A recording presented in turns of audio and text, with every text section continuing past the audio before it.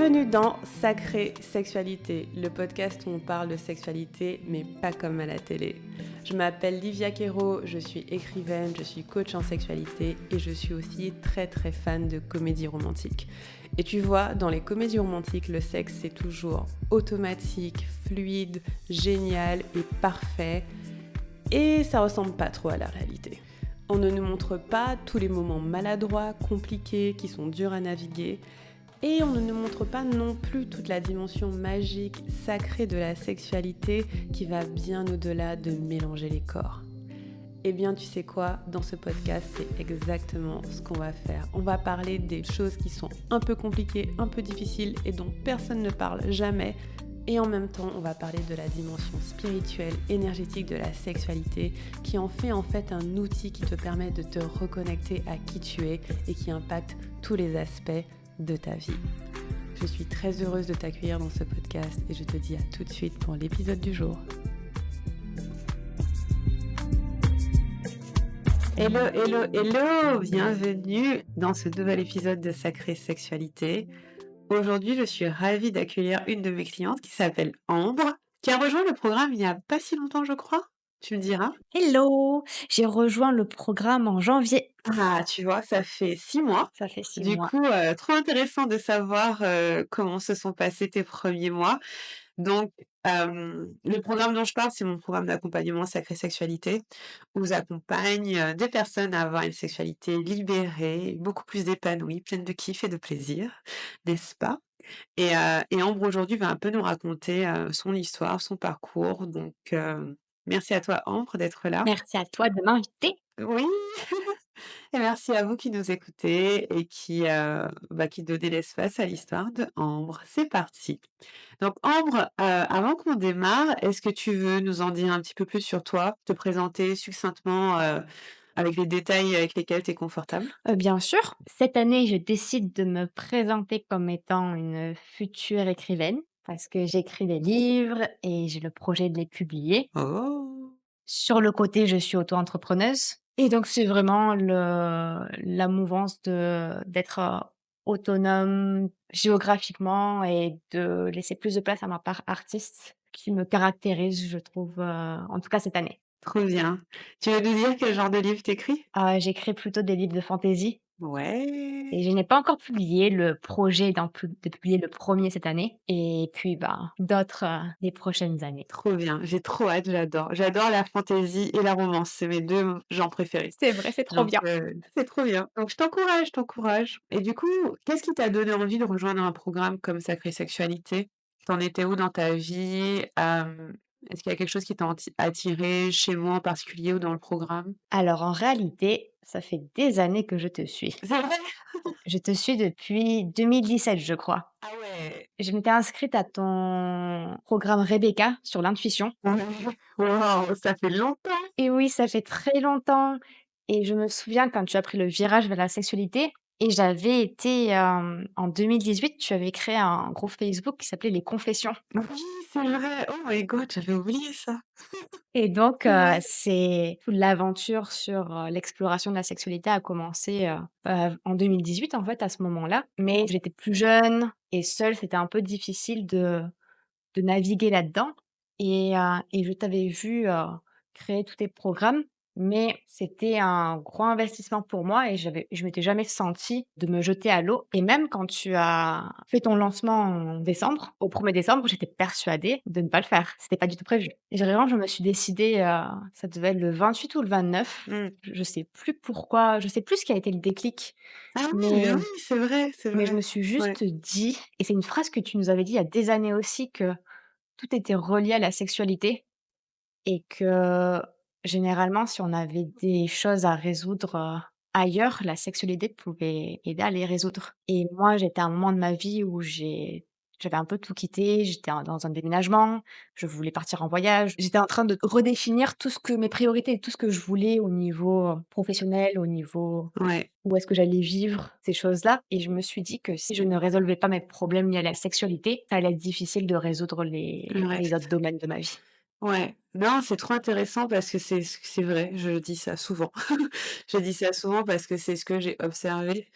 C'est malheureusement un thème qui est souvent mis de côté mais j'ai remarqué, surtout quand on est une femme dans cette société, que plein de choses sont liées à ça, en fait et on n'en parle pas tant que ça, mais que, on est, des êtres sexuels. Enfin, quand tu rentres dans une pièce, tu rentres avec ta sexualité et à chaque fois, c'est ignoré. Enfin, moi, je sais que clairement, c'était un enjeu pour moi que j'avais mis de côté complètement et 2017, c'est tout pile l'année où j'ai commencé à m'y pencher sérieusement donc ouais, trop, trop marrant et du coup, qu'est-ce qui a changé, tu penses, entre, début décembre parce que j'avais fait un mini lancement 3 jours début décembre et un autre fin décembre. Qu'est-ce qui a changé entre les 2 pour toi? Je saurais pas vraiment décrire, je sais juste que en fin décembre, j'ai eu cette pensée où je me suis dit: «Mais je ne peux pas faire sans ce programme».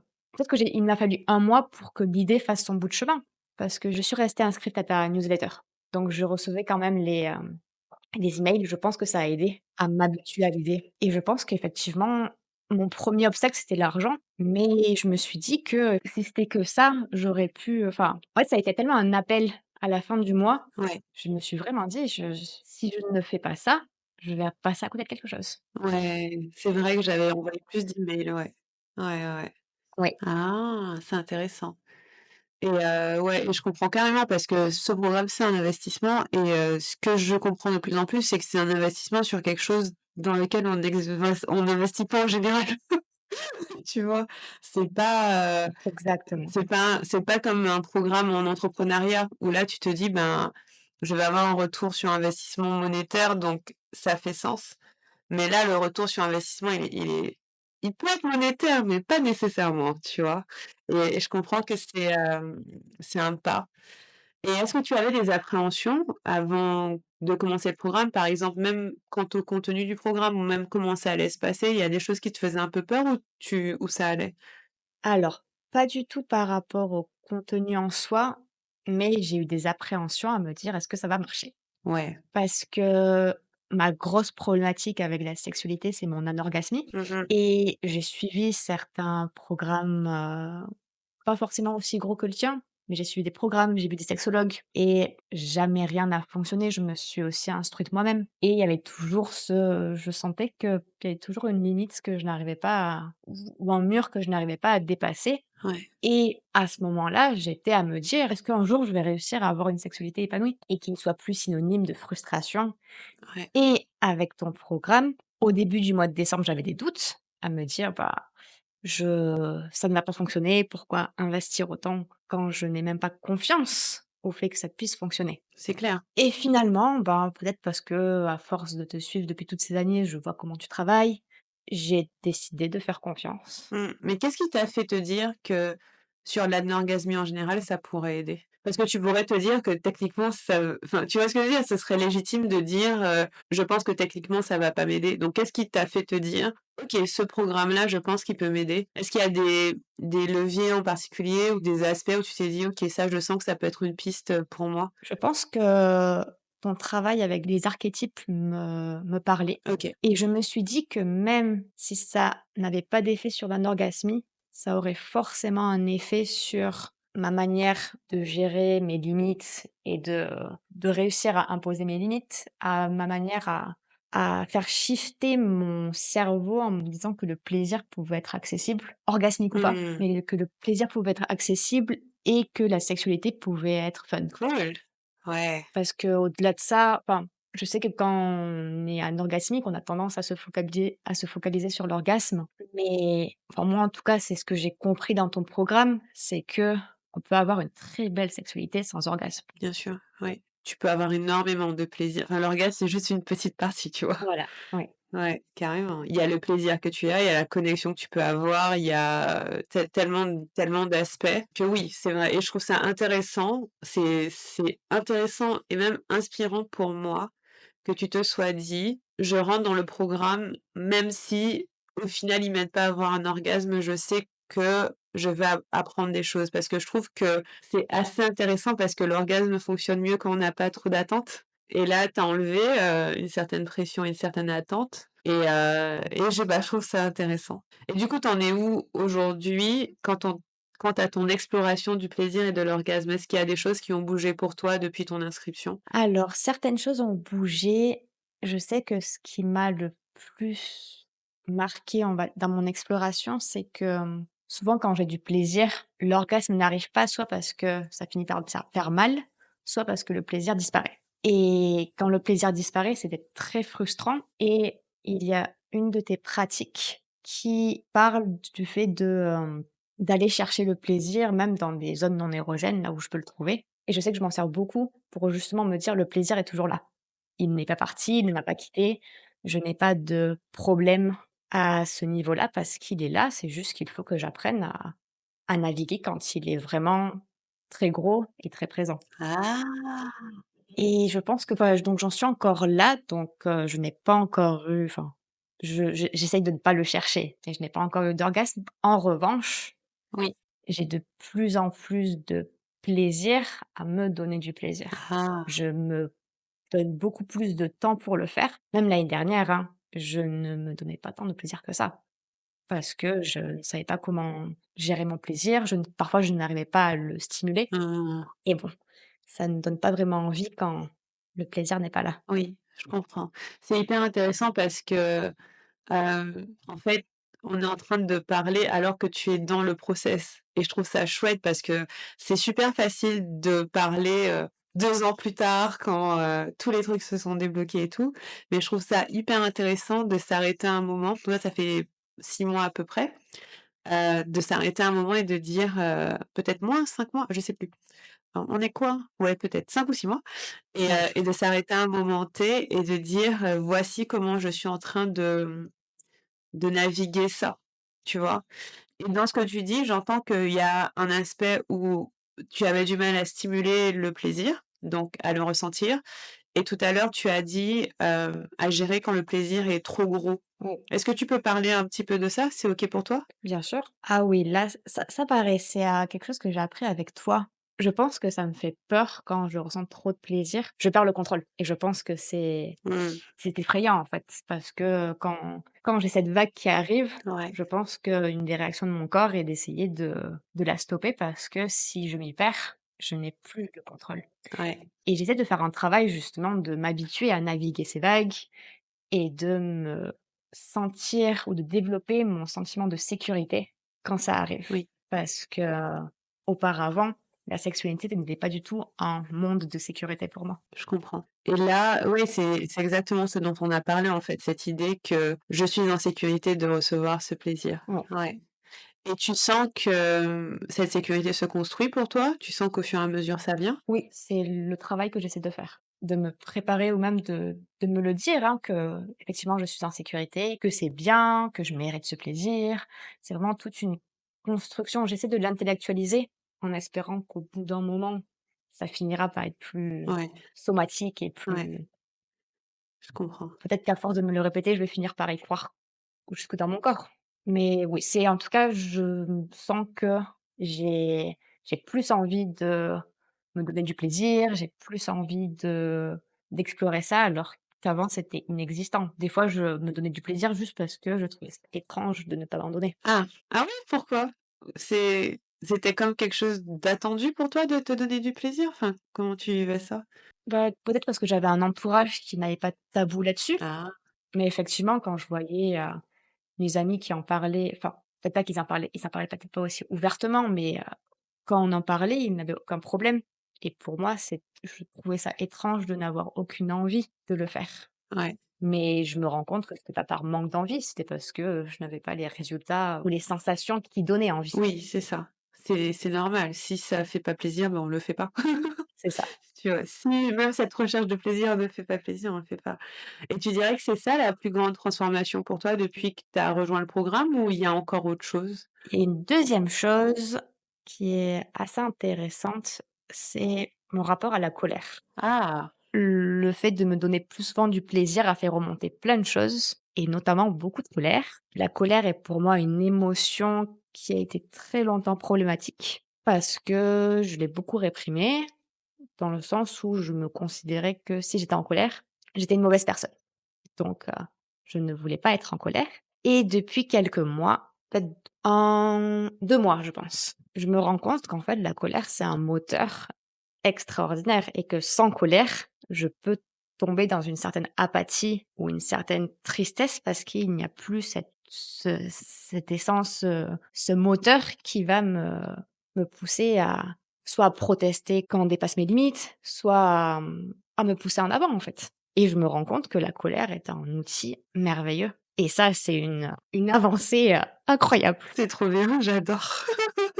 C'est trop bien parce que ouais, je quand tu dis que tu osais pas être en colère parce que ça te donnait l'impression d'être une mauvaise personne, ça résonne vachement et ce qu'on dit souvent, c'est que la colère ne vient en général que quand tes limites sont dépassées et donc c'est un bon indicateur Ouais. et je suis curieuse de savoir, je comprends que ça te permet de protester, mais dans quelle mesure c'est un moteur? Dans quelle mesure ça te permet d'agir? Est-ce que tu as des exemples? Je sais que ces derniers mois, j'ai eu une santé mentale un peu fluctuante et c'est très facile parfois de tomber dans une certaine apathie et je sais que la colère me réveille. Ah! La colère me tient éveillée, j'ai l'impression de ne plus être dans un stade d'endormissement, d'essence ou de j'ai l'impression d'ouvrir les yeux quand je suis en colère, même quand je suis en colère contre moi. Après ça doit pas être une colère méchante, Oui. mais ça peut être juste un coup de fouet à me dire: «Non, là ça ne va plus, il faut trouver une solution pour passer à autre chose» et en tout cas, je sens ça chez moi, que d'avoir réveillé ma colère, j'ai l'impression de ouais, enfin, je vais me répéter, mais oui, j'ai l'impression d'être un peu plus réveillée. Ouais, je kiffe. En fait, j'adore. Moi, je trouve la colère très utile aussi, heu et je pense que c'est je sais pas si c'est pareil pour toi, mais moi, j'ai ce que j'appelle le syndrome de la bonne petite fille, tu vois? Qui veut tout faire bien Tout à fait. et voilà et donc se mettre en colère, c'est non, non, non et c'est vrai que maintenant, ma colère, je l'honore dans le sens où, en général, quand je suis en colère, c'est vraiment important de faire pause et de regarder pourquoi je suis en colère parce que c'est un indicateur énorme et j'entends aussi ce que tu dis sur le fait d'être en colère contre soi-même. Je sais tu me diras si ça résonne avec toi, mais moi, ça m'arrive que, quand je tiens pas les promesses que je me suis faites, par exemple, Oui. bah, je me mets en colère. Et donc je me dis: «Non, c'est pas OK, c'est pas acceptable» et on y va. Ça me fait ça aussi. Ah, ça résonne beaucoup. J'ai un sens de l'engagement très fort et quand je n'engage pas mes promesses envers moi-même, mes objectifs, c'est très, très compliqué et ça demande beaucoup d'indulgence envers moi-même pour me pardonner. Oui, oui, oui, oui, je comprends carrément, je comprends carrément. Donc ouais, en plus d'explorer le plaisir, tu as fait, connaissance avec ta colère. J'adore ça. Dans le processus du programme, dans le chemin que tu as parcouru jusque-là, qu'est-ce que tu préfères? Enfin, qu'est-ce que tu as préféré dans la forme, le fond, je sais pas? Quelle est la chose où tu te dis: «Ouais, ça c'est chouette, j'aime avoir ça dans ma vie»? Il y a plusieurs choses que j'adore dans ton programme. J'adore les pratiques. C'est aussi ce qui m'a poussée à le prendre parce que j'en avais un petit peu marre de la théorie. Elle est importante dans la sexualité, mais j'en avais un petit peu marre de juste discuter sur ma sexualité ou juste de débattre. J'avais besoin de concret, de pratique, qu'on me dise: «OK, fais ces exercices et on verra ce qui se passe», d'aller explorer par de la pratique. Et ça, ton programme est rempli de pratiques, autant dans le domaine de la sexualité qu'ailleurs, hein. En fait, on fait plein de choses et ça me parle beaucoup. J'adore l'accompagnement que tu nous donnes, notamment via le groupe, où on peut parler de nos avancées, on peut discuter et puis tu es toujours là. J'ai, parfois dans les formations ou dans les accompagnements, on n'est pas forcément toujours accompagné. Souvent, surtout quand c'est en ligne, on est souvent livré à nous-mêmes et c'est pas du tout le cas ici. Tu es très, très présente et moi, je sais que ça me rassure beaucoup. Ta présence me rassure beaucoup. Oh, je suis contente de ça. Moi, j'adore être dans ce groupe. Ah, il est génial, hein. Ça doit être l'un de mes groupes préférés donc ah, c'est top, je suis contente. Donc les pratiques et le soutien. Ouais, moi, j'aime beaucoup. Enfin, je trouve les partages tellement intéressants et je trouve votre, motivation, votre intelligence à toutes tellement j'adore. J'ai que des bonnes choses à dire en vrai. Bon, pas parce que c'est mon programme, mais le groupe, c'est pas moi qui fais le groupe, c'est vous qui faites le groupe et c'est vrai que je trouve que, il y a un niveau de conversation, de bienveillance, d'intelligence, presque, une certaine sophistication, tu vois? De vraiment aller regarder, de curiosité que je trouve hyper intéressant et je suis contente que ça te soutienne. Tu vois? Je suis super contente que ça te soutienne et que ça t'apporte aussi. Oui, non, c'est un groupe très, très bienveillant. Vraiment, je sais que tu portes beaucoup d'attention à la sécurité et au fait qu'on se sente bien et le groupe, incarne, parfaitement ça. Oh, merci. Et tu parlais des pratiques tout à l'heure. Est-ce qu'il y en a une en particulier que t'aimes bien faire ou refaire? Oh pareil, il y en a plusieurs, hein, c'est un peu difficile de choisir parfois. J'aime beaucoup le massage de la vulve, mais je crois qu'on te le dit souvent. Oui, je crois, hein. Pourtant, c'est la première pratique accessible gratuitement dans le lien sous sous ce podcast. Ah oui. Vous pouvez faire celle-là. C'est vrai, on me le dit souvent. C'est fondateur, je trouve et oui, c'est vrai qu'on me le dit assez souvent, ouais. Ah mais Pourquoi tu l'aimes bien? ça invite à la lenteur. C'est très intéressant. Après, j'adore le sexe magique et j'ai pas encore tout fini sur, les soins des traumas, mais je pense que certaines pratiques du soin des traumas va beaucoup m'apporter, dans le futur. Ouais, carrément. Yes. Tu sais quoi? Sex Magic aussi, ça vient souvent. C'est vrai.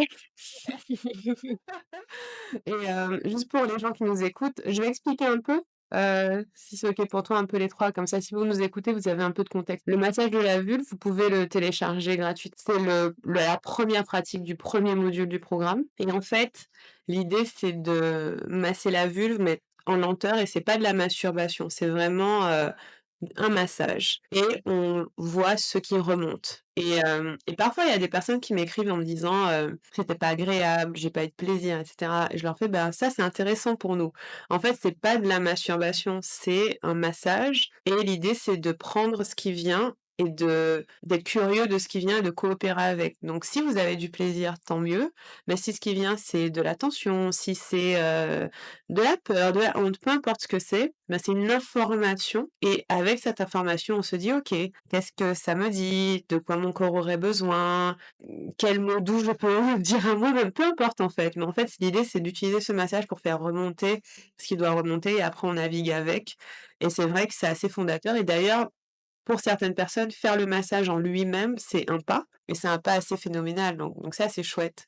Le sex magic, c'est, le fait d'utiliser l'énergie sexuelle, enfin l'énergie qu'on a en bas du corps pour, entre guillemets, «manifester», magnétiser ce qu'on veut et la façon dont je le vois, en fait, mon interprétation spirituelle et scientifique. Mon interprétation, c'est qu'on va tellement, se focaliser sur le corps et l'énergie du corps qu'on va envoyer des intentions, mais sans bloquer avec notre mental, en fait et qu'on pourrait le voir spirituellement en se disant: «J'envoie cette énergie vers l'univers et j'envoie une prière et ça revient à moi». Mais on pourrait le voir aussi d'une façon plus, terre à terre en disant: «Mais en fait, je suis tellement dans mon corps, je suis tellement dans mon plaisir, je suis dans un état un peu second, que je suis pas en train de me limiter avec mes pensées et du coup, je peux vraiment avoir accès à, waouh, toutes les possibilités» et on pourrait juste dire que ça ouvre le corps et que ça ouvre l'esprit. Moi, c'est une pratique que j'aime bien aussi. Chaque fois, je me dis: «Je devrais la faire plus souvent» et dans le soin des traumas, ce qu'on fait, c'est des pratiques pour apaiser le système nerveux et naviguer le trauma quand il vient. Parce que le programme, en fait, prend en compte le fait, bah, que malheureusement, on est beaucoup à avoir des traumas dans la sexualité et que c'est pas trop possible d'avoir une belle sexualité sans les soigner. Enfin, pour moi, ça va ensemble et donc ça va être des pratiques pour, bah, pour juste rencontrer le trauma et danser avec et le laisser s'en aller. Voilà. Je vais juste expliquer comme ça, si les gens nous écoutent, ils ont un peu de contexte. Mais oui. Merci madame. Est-ce qu'il y a quelque chose qui t'a surpris? Une chose à laquelle tu t'attendais pas? Bon après tu connais depuis longtemps donc peut-être pas, mais peut-être que oui? Je pense que ce qui m'a le plus surpris, alors pas forcément par rapport à toi parce qu'effectivement je sais comment tu fonctionnes, mais je crois que je me suis surprise Oh! de me remettre à y croire. Oh! C'est trop bien. Oui. Avant le programme, j'étais vraiment à me dire, à me résigner de, pas avoir une sexualité comme je le voudrais. Vraiment, j'étais, prête à jeter l'éponge et là, je me dis: «Ben, non, c'est juste que je ne savais pas comment faire, je n'avais pas les bons outils, Mmh. je n'avais pas les connaissances, en fait» et je crois que c'est comme tout. Parfois, il y a des choses qui nous semblent très difficiles, mais c'est juste qu'on ne nous montre pas le bon chemin pour le faire et effectivement, oui, c'est aujourd'hui, je crois que je peux avoir une sexualité qui puisse me plaire et je l'ai avec moi-même. C'est ça. Après, l'avoir avec quelqu'un d'autre, c'est aussi un autre pas, c'est très différent. Mmh. Je pense que ce que j'apprends dans le programme peut m'y aider, surtout avec la gardienne de la Force qui parle des limites. Mmh.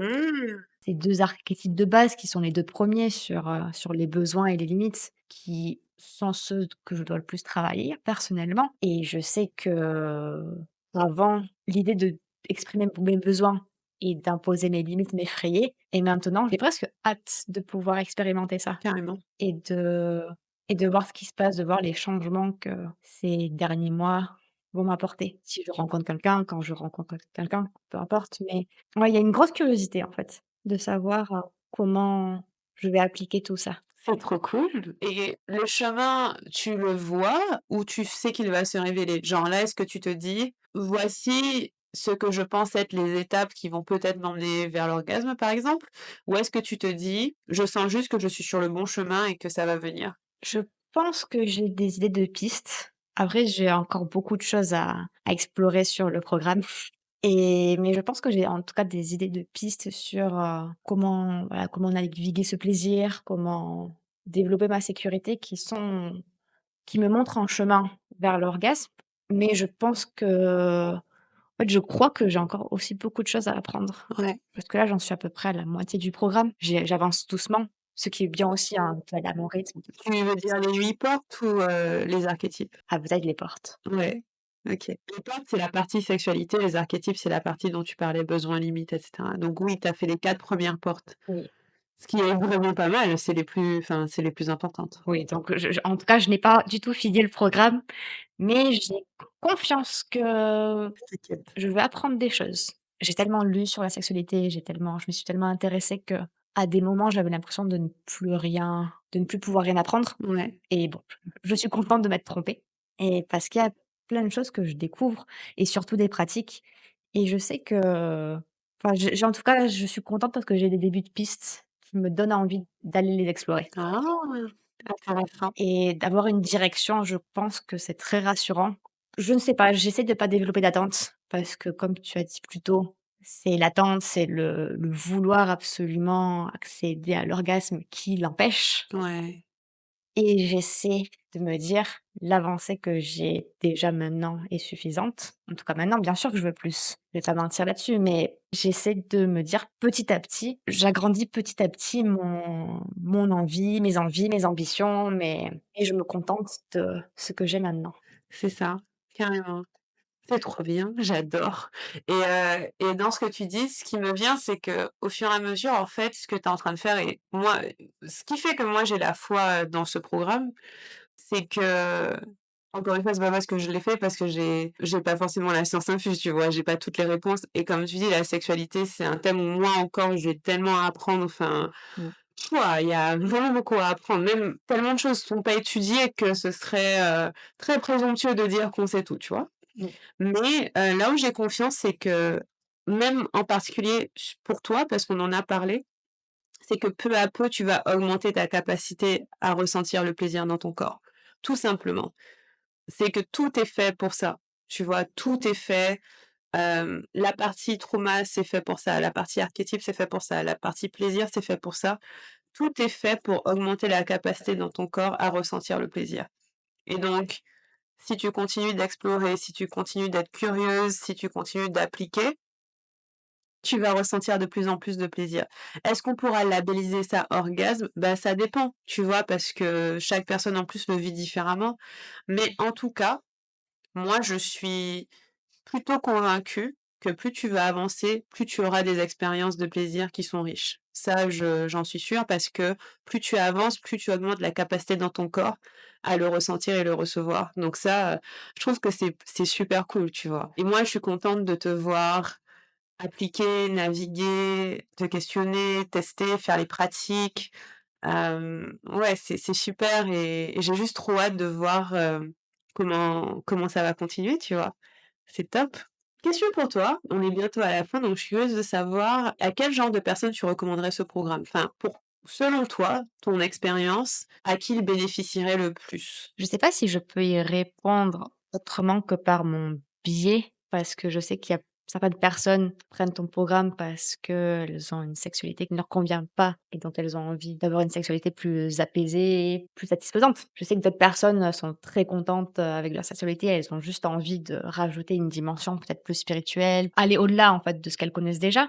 Je pense que ça peut convenir à des personnes qui sont décidées à travailler dessus et à mettre ça, peut-être pas en priorité, mais presque en priorité, en fait. Je pense que c'est un programme très riche, il y a tellement de choses, bien qu'il y ait le temps et que chaque personne va à son rythme. Et je crois que pour que ça fonctionne vraiment, il faut que qu'on se dise: «Ma sexualité est importante pour moi et je ne peux plus la mettre à côté ou autant à côté que ce que j'ai fait avant. Et oui, je pense que oui, c'est un programme pour celles qui sont prêtes, à mettre leur sexualité un peu plus en avant dans leur vie. Ça conviendrait parfaitement et moi, je sais que dans mon cas, je me dis que pour les personnes qui sont déçues de leur sexualité, les personnes qui perdent même peut-être un peu espoir, qui se disent qu'elles ont essayé plein de choses et que ça ne va pas fonctionner. De mon expérience, ça peut fonctionner avec un bon accompagnement, en prenant peut-être des chemins, parce que ton programme n'est pas que de la sexualité, on parle de spiritualité, on parle de plein de choses, d'état d'esprit, de bien-être, on fait des respirations, on fait tellement de choses, c'est tellement riche qu'on peut accéder à une sexualité plus épanouie ou à une vie plus épanouie par plusieurs portes, pas forcément par la sexualité. Et peut-être que pour des personnes qui sont un peu inquiètes de faire des pratiques sexuelles, ton programme en fait n'est pas que ça. On peut accéder à des résultats, pas forcément que par la sexualité. Mmh. Je suis contente que tu dises ça parce que je pense pas toujours à le dire, mais je suis contente que tu le dises parce que je peux comprendre que des personnes veuillent avoir une meilleure sexualité, mais et des appréhensions parce que c'est un peu intimidant, clairement. En vrai, il y a plusieurs personnes dans le programme qui font pas trop mes pratiques sexuelles. Oui. Qui, pour l'instant, parce que je sais que tôt ou tard, tu vois, il y a toujours un moment où ça bascule, mais qui vont plutôt, aller travailler sur les archétypes besoins limites. Pourquoi? Parce que aussi créer cet espace de sécurité est important. Ou même on parle de plaisir non sexuel, tu vois? Parce que c'est la capacité au plaisir en général et donc du coup, le plaisir, non sexuel compte, tu vois? Le fait de pouvoir profiter de la vie, manger un bon repas, passer du temps avec des gens qu'on aime, contempler un beau paysage et le ressentir dans le corps, c'est déjà une première étape et en fait, je suis contente que tu le dises parce que je me dis qu'il faut que je le dise aussi, que c'est vrai que c'est pas que sexuel et ce que tu dis sur le fait que ça doit être une priorité, je suis assez d'accord et d'ailleurs, quand je prends les candidatures du programme, il y a des personnes qui sont intéressées par la sexualité, qui sont prêtes à investir en se disant: «Ah, ça va être bien, ça va être sympa», mais je sens que c'est pas ça leur, priorité. Par exemple, je te donne un exemple tout bête. Si tu me disais: «Je suis écrivaine et j'ai envie d'écrire des meilleurs livres et oh, ça a l'air intéressant de passer par la porte de la sexualité», je dirais: «Oui, effectivement, ça peut être une porte, mais est-ce que la sexualité, c'est une vraie priorité pour toi?» Parce que si ça l'est pas, tu vas passer à côté de l'intérêt du programme, en fait. Parce que c'est genre, ta sexualité va s'améliorer et quasiment tous les aspects de ta vie vont s'améliorer. Mais seulement si tu passes vraiment par la porte. Pas si tu espères que c'est un raccourci. Je sais pas si tu vois ce que je veux dire? Je vois tout à fait, parce que c'est ça qui m'a fait shifter, de me dire: Mmh, «Il y en a marre d'essayer de trouver les réponses partout ailleurs». c'est ça. C'est Ouais. la sexualité, c'est comme une clé de voûte, en fait. Ça, c'est tellement intime, c'est tellement intérieur, c'est tellement profond que si ça s'apaise, en fait, on n'a même pas à chercher, le reste va s'apaiser. Oui, ça m'émeut. De t'entendre le dire. Parce que c'est vraiment ce que j'essaie de communiquer de plus en plus en tout cas et j'y crois tellement parce que je sais que c'était mon chemin. Après, heureusement, c'est pas que mon chemin que je projette parce que je vois que c'est le cas pour d'autres personnes. Mais c'est vrai que j'avais une vie plutôt cool avant de me lancer dans la sexualité, mais ma vie était pas épanouie. J'avais pas la paix. Je sais pas si tu vois ce que je veux dire? J'avais pas l'apaisement parce que je me prenais la tête avec, mon ex, je me prenais la tête avec les mecs. J'avais de la honte quand je me donnais du plaisir. Enfin, tu vois? Il y avait plein de trucs comme ça et où tu te dis: «Mais non, que c'est séparé» et en fait, je pense que l'erreur, c'est de croire que c'est séparé, alors que ça peut pas être séparé. C'est le truc le plus intime que tu as en toi et je pense que, ouais, c'est comprendre que oui, la sexualité affecte tous les aspects de la vie, mais que tu peux pas court-circuiter la sexualité. Tout à fait. Tu dois passer par la porte et tu dois y aller franchement. Et dis-moi, du coup, Ambre, quelle serait la prochaine étape d'exploration pour toi? Tu nous as déjà beaucoup dit en fait, voilà ce que tu avais envie d'essayer, cette notion de naviguer plus sur le plaisir. Est-ce qu'il y a, à part ça, tu vois, un truc où tu te dis: «OK, là j'ai envie de me consacrer à tel aspect». Si s'il y a pas, tu nous as déjà beaucoup dit, mais si jamais il y a autre chose? Non, bah, pour le moment, la priorité, c'est de continuer à naviguer. Je fais en parallèle, les soins des traumas, donc pour justement, je pense que ça peut aider, pour la sexualité aussi, mais même dans la vie quotidienne, donc je pense que c'est un peu lié. Si j'ai une vie quotidienne plus apaisée, ça me donne aussi plus envie de travailler sur ma sexualité et après, je sais qu'à terme, une fois que j'aurai passé ces objectifs court terme, en tout cas pour le soin des traumas j'aimerais bien aussi explorer le côté sexualité et créativité. Carrément, carrément. Et ça, c'est trop bien. Mais je pense que je vais faire des choses sur ça. Je me disais ça, parce que moi aussi j'écris. Enfin, je pense que tout le monde sait que j'écris puisque j'écris tellement d'emails. Mais mais Mais oui, j'ai lu ton livre que tu as publié il y a des années maintenant. lequel? Je ne sais pas être une femme. Oh, ça, c'est le livre de ma transition. Oui. C'est le livre que j'ai écrit en 2017. Oui. En tout cas, c'est tout ce que j'ai écrit en 2017 et c'est vraiment l'année où tout a basculé. Non, je rigole. C'est c'est l'année où j'ai ouvert les yeux sur le fait que la sexualité, c'était une clé et aussi que j'avais aucune idée de ce que c'était une bonne sexualité. Genre, j'étais là, mais c'est ça dont on parle, en fait? Ouais, je ne sais pas être une femme. Vraiment, je recommande aussi, je serais pas capable d'écrire des textes comme ça parce que j'étais tellement plein dedans.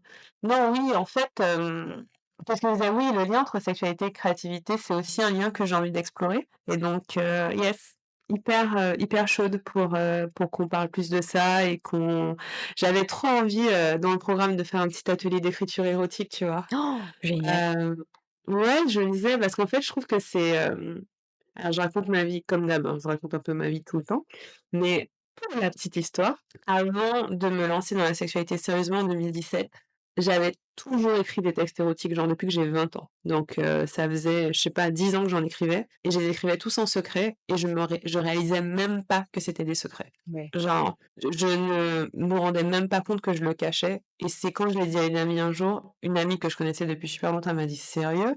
J'ai dit: «Oui, tu savais pas ça?» Je lui ai dit: «Non». Et en fait, je l'avais dit à personne. Et je pense que malgré la honte et le tabou que j'avais sur le sujet, j'avais trouvé mon échappatoire avec la fiction, Mmh. tu vois? Je serais pas, étonnée que si je creuse, la sexualité ait toujours été un sujet pour moi et c'est juste que j'avais de la honte par rapport à ça et que la fiction, ben, c'est facile puisque c'est pas toi, Oui. tu vois? C'est, d'autres personnes et c'est, mon roman, Je ne sais pas être une femme. Ah non, je confondais tout à l'heure quand tu as dit: «Je ne sais pas être une femme», ça c'est mon roman et celui que j'ai écrit en 2017, c'est «Je vais te secouer jusqu'à ce que tu t'aimes». Ça, Oui. c'est la compilation de mes articles et le roman «Je ne sais pas être une femme», j'ai commencé à écrire très tôt. Vraiment, j'ai dû passer, 7 ans dessus et donc j'ai commencé à l'écrire bien avant de parler de sexualité, sauf que personne n'était au courant. C'est fou. C'est dingue et je pense que, il y a une porte là, encore, Oui. mais ça m'a vraiment, ouais, c'était vraiment, quelque chose de spécial pour moi d'écrire ce bouquin et si je devais le réécrire, je le réécrirais mieux aujourd'hui parce que bien sûr, je vois toutes les, failles, tu dois connaître ça en tant qu'auteur, on est tellement critique, de soi, mais ouais, sexualité et créativité, j'adore. Ah non, c'est très parlant, hein. C'est très parlant. Moi, je le vois pendant des années, je ne pouvais pas écrire d'histoires d'amour ou de sexualité dans mes écrits. Ah! Justement, c'était le contraire. Ah! Je pense que ouais, l'art, l en tout cas dans l'écriture parce que c'est ce que je connais, mais peut-être dans la photographie ou dans la peinture, c'est peut-être la même chose. Le rapport, avec la sexualité et l'art, je pense que c'est quelque chose de très intéressant à explorer quand on est un artiste, pour savoir où on en est aussi à ce niveau-là. Carrément, carrément si on est à l'aise ou pas.